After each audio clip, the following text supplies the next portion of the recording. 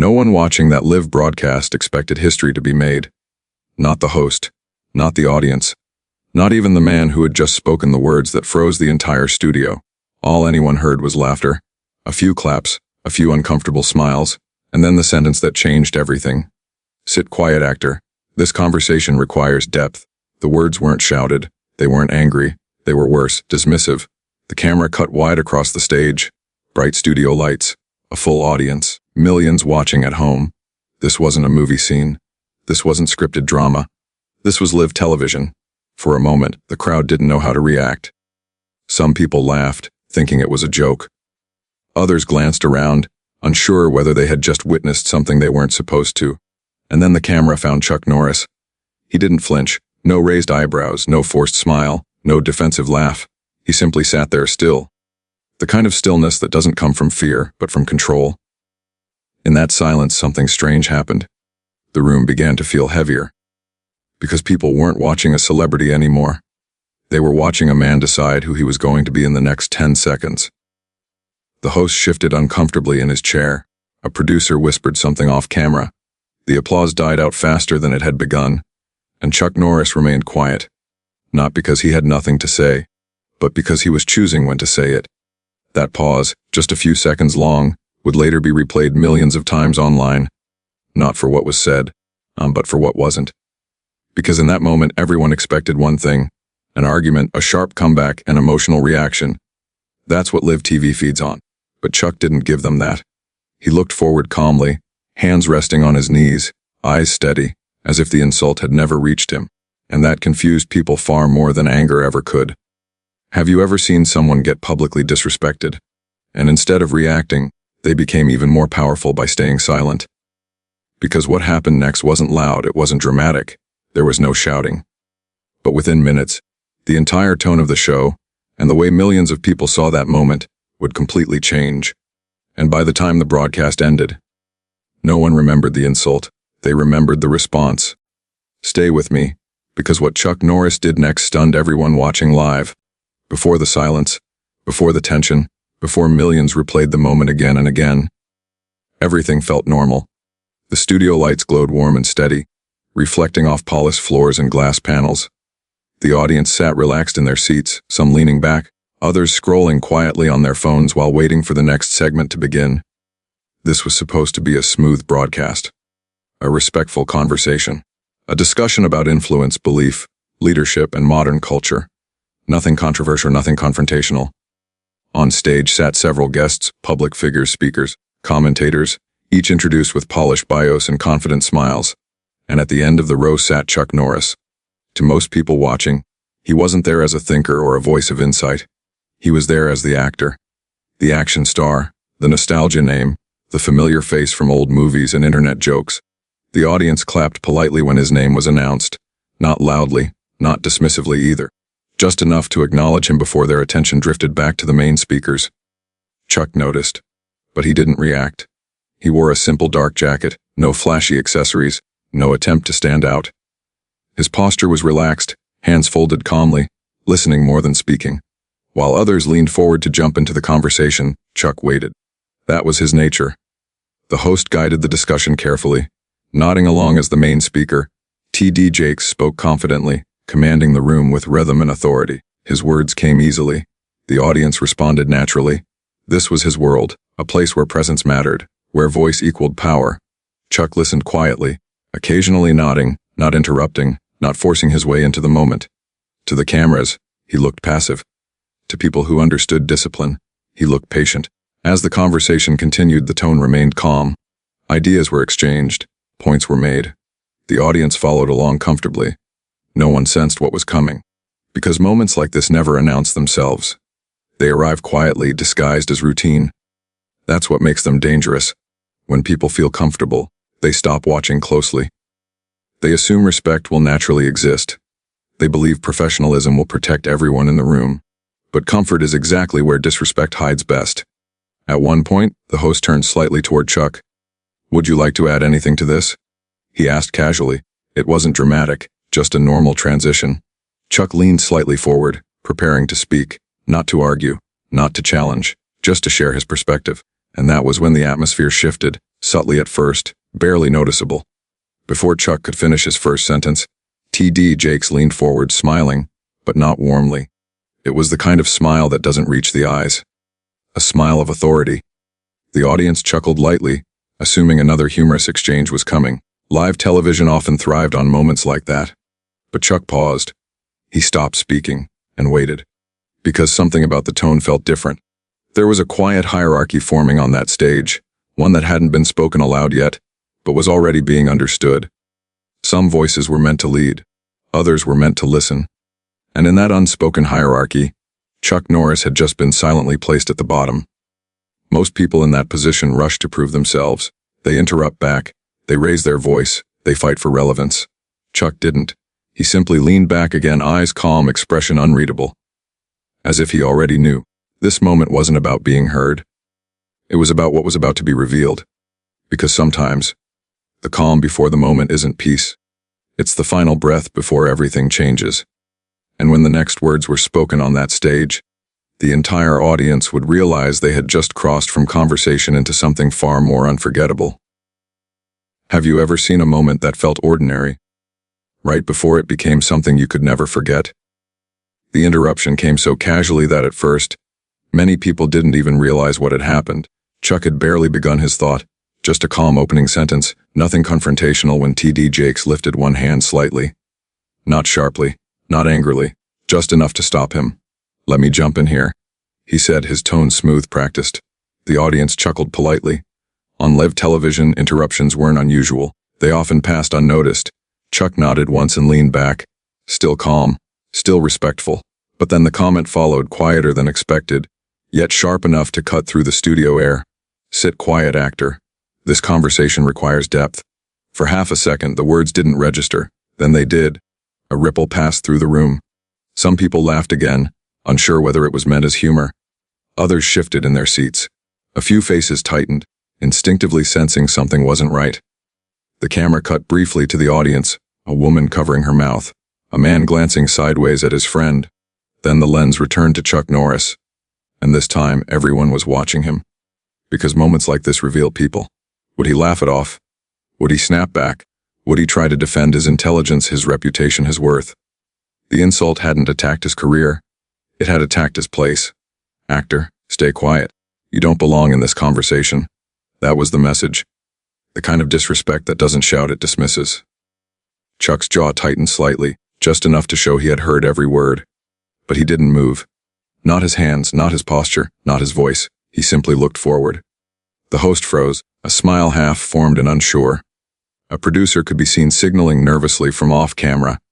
The audience applause that might have followed never came. Silence settled in. Not awkward silence, heavy silence. Because the room now understood something had gone wrong.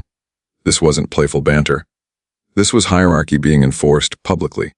And Chuck Norris was being told, in front of millions, where he stood. Have you ever noticed how disrespect often hides behind confidence?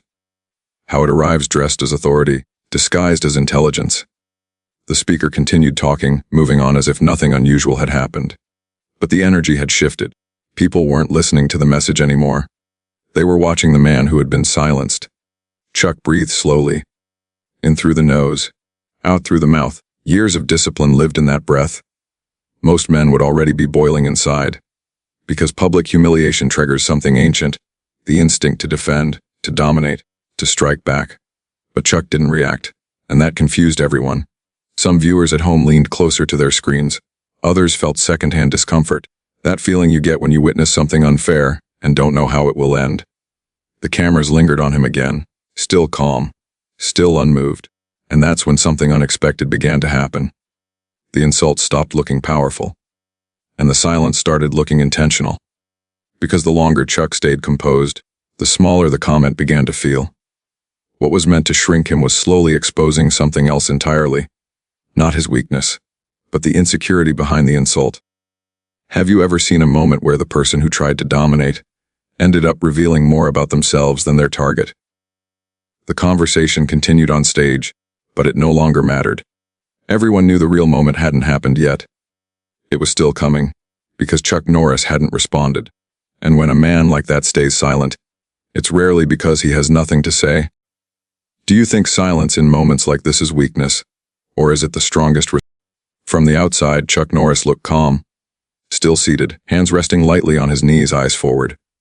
But inside, a different conversation was unfolding. Not anger, not the explosive kind people imagine, but awareness. Because Chuck understood exactly what had just happened. The words weren't accidental. They weren't playful. They were deliberate. He had been reduced to a label.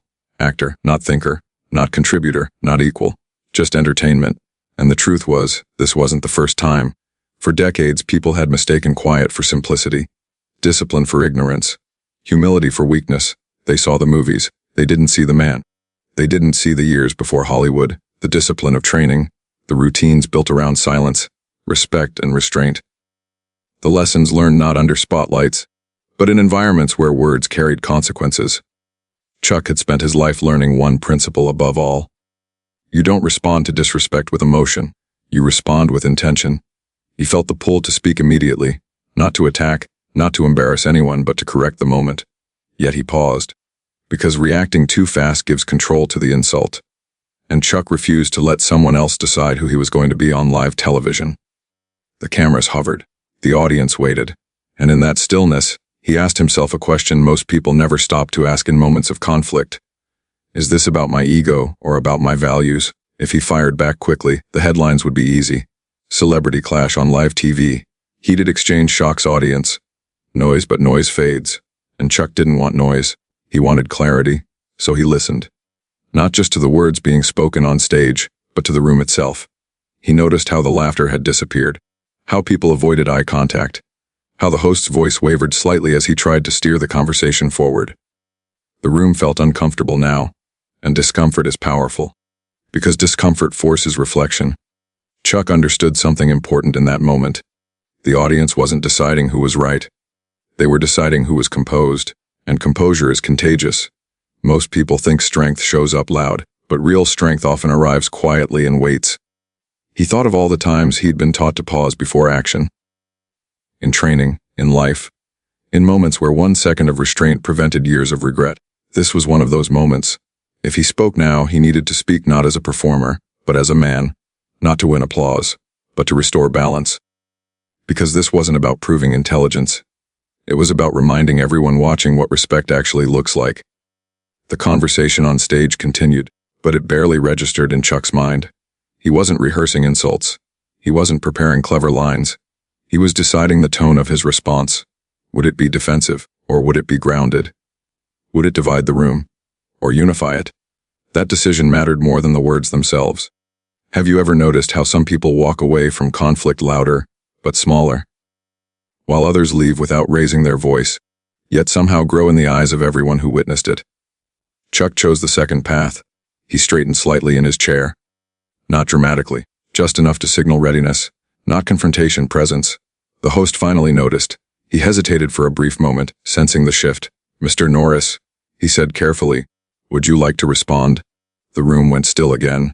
Every camera angled toward him. Millions of people leaned closer to their screens.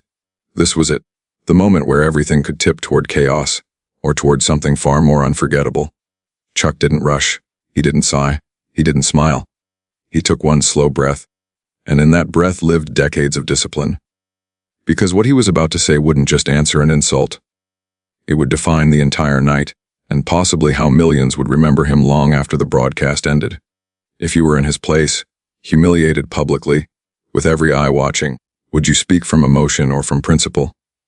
The host's words hung in the air. "Mr. Norris, would you like to respond?" For a moment, Chuck said nothing. Not because he was unsure, but because he understood something most people never do.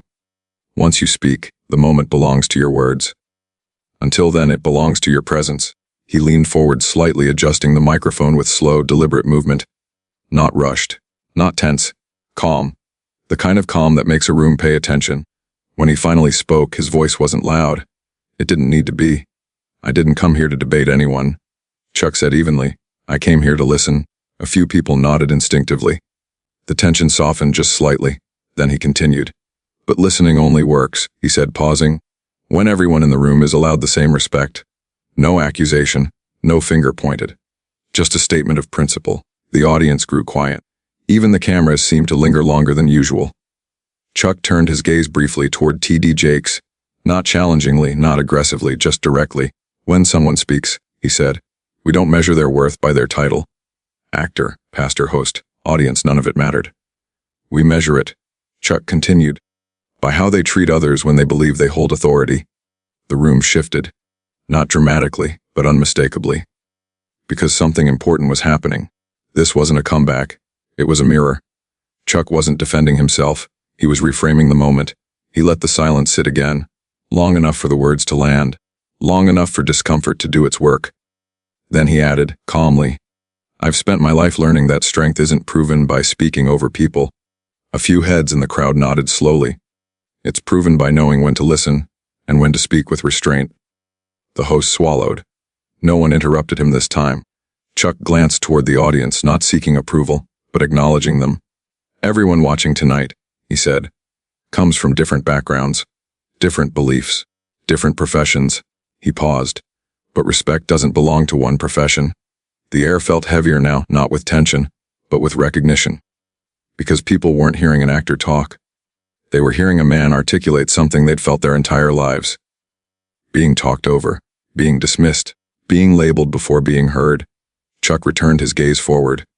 I don't need to raise my voice to be heard, he said, and I don't need to lower anyone else to stand where I am. That was the moment. Not explosive, not dramatic, but something visibly changed. The audience didn't applaud right away. They couldn't. They were processing.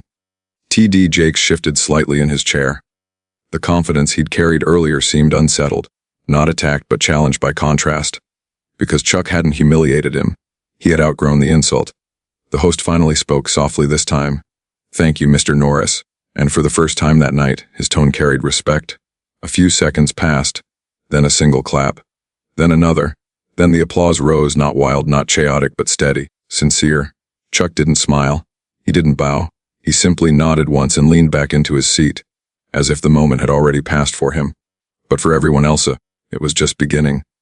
Because what millions had just witnessed wasn't a debate victory. It was something rarer. A man refusing to be defined by disrespect. Have you ever noticed how the strongest responses aren't the ones that dominate, but the ones that leave no room for argument? By the time the show cut to its next segment, the energy in the studio was completely different. The hierarchy had quietly dissolved. No one spoke over anyone anymore, no jokes, no dismissive smiles, only measured voices. Because when composure enters a room, ego tends to leave. And although the broadcast continued, the moment people would talk about later had already happened. Not the insult, the response. Do you think real power comes from proving others wrong, or from refusing to play the game at all? The broadcast continued. Questions were asked. Segments moved forward. The host did his best to regain rhythm. But something had changed, and everyone in the studio felt it. The easy confidence that once filled the room was gone. Conversations became slower, voices more careful. Interruptions disappeared entirely. Because after witnessing what had just happened, no one wanted to be the next person exposed by comparison. Chuck Norris remained quiet for the rest of the show. Not withdrawn, not distant, simply present. He listened, he nodded occasionally. He never interrupted again, not because he had been silenced, but because he no longer needed to speak. His point had already landed. When the cameras finally shut off in the red, Ali light faded, there was no dramatic confrontation backstage. No shouting, no arguments, no demand for apologies. That alone surprised the crew. Most viral moments are born from chaos. This one was born from restraint. Producers gathered near the monitors, replaying the exchange again and again. Not because it was scandalous, but because it felt unusual. There was no winner. Yet somehow everyone watching knew who had risen. Within minutes, clips began appearing online. Short uploads at first, grainy footage. Phone recordings pointed at TV screens. Titles appeared almost instantly. Chuck Norris responds without raising his voice. Live TV moment leaves studio silent. The calmest comeback you'll ever see. By morning, the clip was everywhere. Millions of views stacked rapidly, not from outrage, but from admiration. People didn't comment with insults. They commented with recognition. That's how my father used to speak. This is what leadership looks like. I wish I had that kind of control. The internet, a place fueled by conflict, paused to reflect, and that was rare. News outlets picked it up next. Some tried to frame it as controversy. Others tried to turn it into rivalry. But the audience wouldn't accept that narrative, because what they had seen didn't feel like a clash. It felt like a lesson. Talk shows replayed the moment slowly, analyzing body language, tone, posture. Experts pointed out something unusual. Chuck never leaned forward aggressively, never raised his pitch, never tightened his jaw. His body never signaled threat, only certainty. And certainty, people realized, was far more commanding than volume. Meanwhile, Chuck himself said nothing publicly. No tweets, no interviews, no explanations. That silence only deepened the impact. Because while others rushed to control the story, he allowed it to speak for itself. T.D. Jakes later addressed the moment briefly, clarifying intentions, explaining tone. But by then, the moment had already taken on a life of its own. Not because of what was meant, but because of what was received. People weren't arguing about who was right. They were talking about how it made them feel. And that's what made it powerful. Have you ever noticed that moments go viral not when they shock us, but when they remind us of something we've forgotten? Parents shared the clip with their children. Teachers showed it in classrooms. Coaches referenced it during talks about discipline. Because what Chuck demonstrated wasn't celebrity confidence. It was internal order. The kind that doesn't crumble under pressure. The kind that doesn't need permission. As days passed, the clip continued circulating, sometimes with music added, sometimes slowed down, sometimes replayed with captions emphasizing the silence before he spoke. But the message remained the same every time. Strength doesn't announce itself, it reveals itself. And perhaps the most remarkable part of all was that Chuck never tried to own the moment. He didn't brand it. He didn't monetize it. He didn't even reference it again. Because real composure doesn't chase validation. It already knows who it is. The world moved on, as it always does. But for many people who watched that exchange, something quietly shifted. The next time they were interrupted, the next time they were spoken down to, the next time they felt small in a room full of louder voices, they remembered that moment, the pause, the breath, the calm, and they realized something important. You don't need to dominate a room to command it. Sometimes, all it takes is knowing exactly who you are and refusing to be shaken from it. In the weeks that followed, the clip slowly stopped trending. Another story replaced it, another argument, another headline. That's how the world works. But something about that moment refused to disappear completely. Because some moments don't fade, they settle. They live quietly in people's minds, resurfacing at unexpected times. In meetings where someone is spoken over, in classrooms where a voice is dismissed, in families where respect feels uneven. People remembered not what Chuck Norris said, but how he said it. There was no victory pose, no dramatic ending, no demand to be acknowledged. When the lights went off that night, Chuck simply stood, thanked the crew, and walked out of the studio like any other guest. No entourage, no statement, no attempt to explain himself. To him, the moment was already complete, because the goal was never to embarrass anyone. It was to restore balance, and balance doesn't require applause. It requires integrity. Later, when asked privately about the incident, Chuck reportedly said very little. Just a simple idea he'd lived by for years. You don't show people who you are by overpowering them. You show them by not needing to. That sentence never made headlines, but it explains everything. The world often celebrates dominance, the loudest voice, the sharpest insult, the quickest comeback, but dominance burns fast. It demands constant defense. Control, on the other hand, lasts. Control doesn't need to prove itself daily. It waits, and when it speaks, people listen. Not because they're forced to, but because they want to. That night on live television reminded millions of something they already knew deep down. Yet often forget, respect is not taken, it's carried. And when someone carries it fully, calmly, others feel it instinctively. That's why the moment felt bigger than a TV exchange. It wasn't about religion. It wasn't about status. It wasn't about celebrity. It was about how power behaves when it doesn't need validation. Chuck Norris didn't walk away looking smarter. He walked away looking grounded. And in a world spinning faster every day, grounded people stand out. Because anger is common, outrage is loud, but composure is rare. Think about your own life for a moment. How many times have you wanted to respond immediately, only to regret it later? How many times have you wished you had paused, just long enough, to choose your words instead of letting emotion choose for you? That pause is where strength lives, not in silence forever, but in silence before speaking, the kind that allows intention to catch up with emotion. That night, millions watched a man take that pause. And they learned something without being lectured. They learned that dignity doesn't shout, it stands. As the clip slowly disappeared from timelines, its lesson remained. Because lessons taught without cruelty tend to stay longer. And maybe that's why years from now, people won't remember the exact words of the insult. They'll remember the calm, the stillness, the moment when noise met discipline and lost. If there's one truth that story leaves behind, it's this. The strongest person in the room isn't the one who speaks the most. It's the one who speaks only when it matters. More powerful stories like this are coming. Stories about moments that didn't explode, but changed people anyway. If you watched until the end, thank you. And let us know in the comments which part stayed with you the most, the silence, the response, or the lesson behind it. Your feedback helps us make the next story even better. Because sometimes the greatest impact doesn't come from what we add, but from what we choose not to say.